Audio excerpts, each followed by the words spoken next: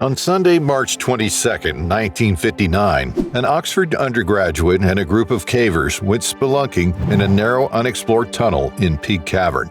However, the whole trip turned into a nightmare when he got stuck. The Peak Cavern, known locally as the Devil's Arse, is a fascinating cave found in Castleton, Derbyshire, England. It's one of the great places you can visit to see amazing natural formations.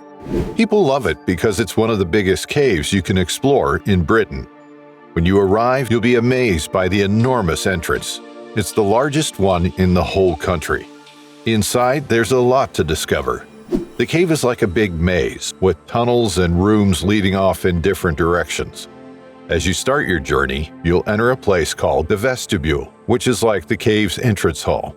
From there, you can choose which path to take. One of the paths open to visitors is called Lumbago Walk. It's named that way because most adults have to stoop or bend a bit to walk through it. Along the way, you'll come across two huge caverns called the Great Cave and Roger Rain's house. They're both impressive sights. Keep going and you'll reach a place called Pluto's dining room, which is as far as visitors can currently go. But before 1990, you could explore even more of the cave. It used to be almost twice as long as it is today. Neil Moss was a young man, only 20 years old, and he was studying philosophy at Balliol College, Oxford. He was also the son of a British cotton executive. Neil was known for two things: his love for sports and his adventurous spirit. Despite being busy with his studies, he always found time for his passion for exploring. He didn't just explore above ground, he was also curious about what lay beneath the Earth's surface. Neil was always eager to discover new places and experiences, and this is what led him to plan the exploration of the Peak Cavern. On a memorable Sunday, March 22, 1959, Neil Moss joined 7 other members of the British Speleological Association on an adventure into a cave in Derbyshire. They were a group of people who loved exploring caves and discovering new places underground. Their plan that day was to investigate a passage they had found just 2 weeks earlier, not far from a popular cave that many people visited. To get to this new passage, they had to squeeze through tight spaces, crawl through mud, and climb over rocks. It was like a big puzzle in the underground. After a challenging journey of about half a mile, they arrived at a big chamber. From there, they saw another narrow hole that went almost straight down. Neil, being slim and 6 feet tall, volunteered to go first. Some of the others in the group had already been in the cave before and knew that this descent would be tricky. They had explored this part of the cave before and knew it wasn't easy. They had guessed that the hole was about 40 feet deep, but just to be safe, they brought a 75-foot ladder with them. This ladder was lowered down into the hole, just in case the shaft went even deeper than they thought. Around 3:30 in the afternoon, Neil bravely lowered himself into the narrow hole. He pushed the extra ladder down ahead of him as he went. The shaft wasn't straight up and down. It leaned a little to the side for the first 12 feet. Then it twisted like a corkscrew, which made it even harder to navigate. After that, there was a slanted part that Neil had to slide down for about 10 feet. But the challenges didn't end there.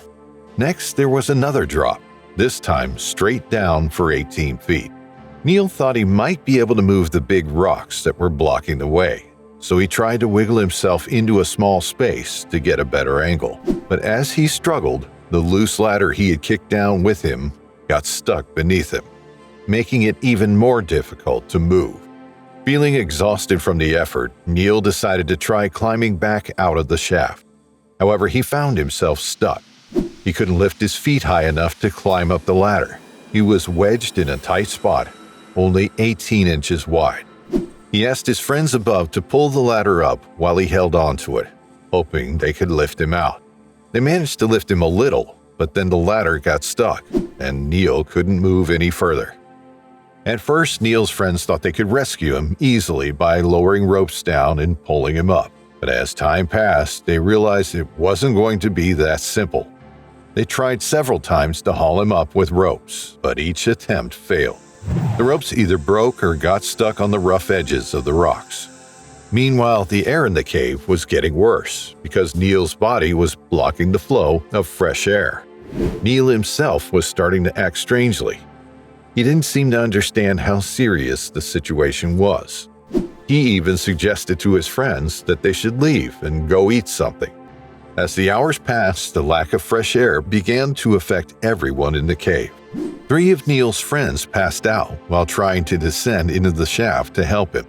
Another friend, Ron Peters, managed to get a rope around Neil's chest, but this only made it harder for Neil to breathe. At around 12:30 in the morning, a delivery of oxygen bottles arrived at the cave, bringing hope that Neil Moss could be revived and rescued. Neil's friends tried repeatedly to go down into the shaft to help him, but they couldn't get very far. Some of them even started to feel confused and upset because of the difficult conditions in the cave. Meanwhile, an RAF doctor who was there got down into the mud up to his waist and started pumping oxygen into the cave through a tube. Despite their efforts, Neil's condition didn't improve, and the situation remained tough. Then a new idea was suggested. They needed someone who was experienced in caving and small enough to fit through the narrow shaft. They hoped that this person would be able to reach Neil and help bring him to safety. As the second day dawned, a young woman named June Bailey arrived at the cave. She was only 18 years old and was eager to help with the rescue effort, so she bravely volunteered to descend into the cave. However, Neil remained stuck after her efforts. By early Monday afternoon, nearly 24 hours after Neil had gone into the cave, his breathing could still be heard, but it sounded like he was struggling. Despite their exhaustion, Neil's friends felt they had to keep trying to rescue him. They didn't give up hope. They tried a new approach, using compressed air cylinders to blow the stale air out of the narrow tube where Neil was trapped. But the inside of the cave was a mess. Mud covered everything: the walls, the ladder, the ropes, making it hard to see anything clearly. All they could make out was a vague, muddy shape far below where Neil was stuck. Meanwhile, some of the others started digging into the rock lower down, hoping they might be able to break through into a different tunnel and reach Neil from another direction. But as they worked, it became clear that this effort was in vain.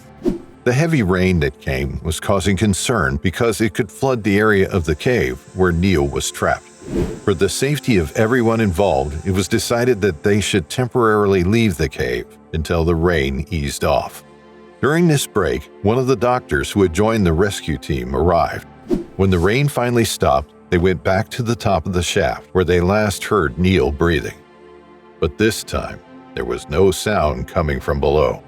Dr. Hugh Kidd, one of the doctors, had to declare Neil's death, even though he hadn't actually seen him. The exact time of Neil Moss's death was not known for sure, but the inquest later determined it to be around 3 in the morning, on Tuesday, March 24th. It was a sad end to a valiant rescue effort. Throughout the entire ordeal, Neil Moss's father, Eric Moss, waited anxiously at the entrance of the tunnel. No parent should ever have to go through such a harrowing experience. It was Eric who made the difficult decision to leave his son's body where it was, rather than risking more lives trying to retrieve it. To ensure Neil's resting place remained undisturbed, loose rocks were gathered from the chamber floor and used to seal off the lower part of the shaft. Nearby, an inscription was left as a tribute to Neil and a marker for those who would come after. We would like to thank you for watching this video. If you enjoyed watching, take a dive on the like and subscribe buttons and hit the bell icon so you get notified when we come back with another exciting caving story.